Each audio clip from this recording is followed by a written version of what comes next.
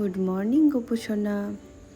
আজ তোমাদের সাথে শেয়ার করব জন্মাষ্টমীর দিন সকালবেলা। হ্যাঁ জানি অনেকটাই লেট করে ফেলেছি। বোন অনেক দিন পর বাড়ি আসলো তো, তাই একটু ওর সাথে সময় কাটাচ্ছিলাম। সেদিন সকাল সকাল উঠে স্নান করে আমি এই বাড়ির গপুকে উঠালাম।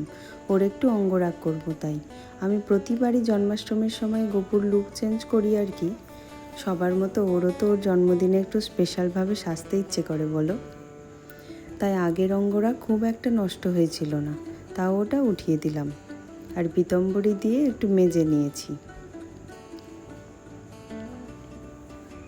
এই কাজটা আমি আগেই করি, কিন্তু আমি মালদা কালকেই এসেছি তো, তাই আজকেই করতে হলো।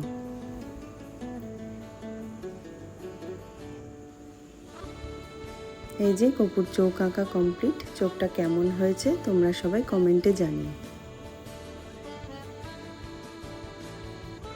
তারপর গপুর হাতের লাড্ডুটা রং করে নিলাম আর হাতে পায়ে সুন্দর করে আলতা পরিয়ে দিলাম গপুকে।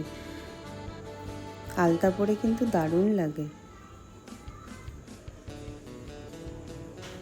এই যে গপুর ফুল লুক কমপ্লিট। এবার গপুকে স্নান করে সাজিয়ে আসনে বসিয়ে দেবো।